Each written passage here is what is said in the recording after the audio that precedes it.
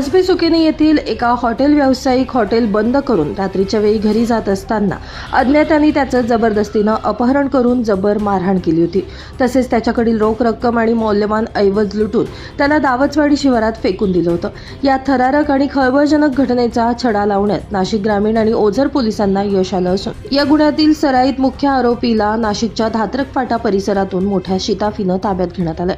गेल्या महिन्यामध्ये कसबे सुकेने येथील हॉटेल व्यावसायिक प्रवीण मनोहर सोनवणे हे नेहमीप्रमाणे आपले हॉटेल बंद करून घराकडे निघाले होते। दरम्यान अज्ञात संशयितांनी त्यांना एक निळ्या रंगाच्या कारमध्ये बळजबरीनं कोंबलं आणि त्यांचं अपहरण केलं। अपहरणकर्त्यांनी सोनवणे यांना जबर मारहाण करत त्यांच्याकडील 15,000 रुपयांची रोख रक्कम आणि इतर मौल्यवान वस्तू लुटल्या। त्यानंतर त्यांना दावचवाडी शिवारात निर्जन ठिकाणी फेकून संशयित आरोपी पसार झाले। या घटनेमुळे कसबे सुकेने परिसरात प्रचंड भीतीचं आणि चिंतेचं वातावरण पसरलं होतं। संतप्त स्थानिक व्यापाऱ्यांनी एकत्र येत पोलीस अधीक्षकांची भेट घेऊन आरोपींना तात्काळ निवेदन दिलं। या गंभीर गुन्ह्याचं आव्हान स्वीकारत ग्रामीणचे पोलीस अधीक्षक D.S. स्वामी आणि वरिष्ठ अधिकाऱ्यांच्या मार्गदर्शनाखाली ओझर पोलिसांनी तपासाची चक्र वेगानं फिरवली। यावेळी मिळालेल्या गुप्त माहितीच्या अनुसार गुन्ह्यातील मुख्य संशयित आरोपी सागर रामचंद्र जगताप राहणार मानेनगर धात्रक फाटा नाशिक हा धात्रक फाटा परिसरात येणार असल्याचं कळताच पोलिसांनी तात्काळ धात्रक फाटा या ठिकाणी सापळा रचला आणि संशयित सागर जगताप याला शिताफीनं अटक केलं।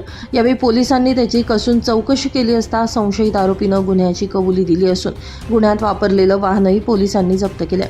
आरोपीला न्यायालयात हजर केलं असता न्यायालयानं त्याला 2 दिवसांची पोलीस कोठडी सुनावली आहे। DYSP संजय वांबळे, नाशिक ग्रामीण विभाग। आमचे ओझरचे प्रभारी अधिकारी कुलकर्णी साहेब या ठिकाणी ओझर पोलीस स्टेशन गुन्हा रजिस्टर नंबर 123/2026 हा रॉबरीचा गुन्हा दिनांक 17/6/2026 रोजी दाखल होता।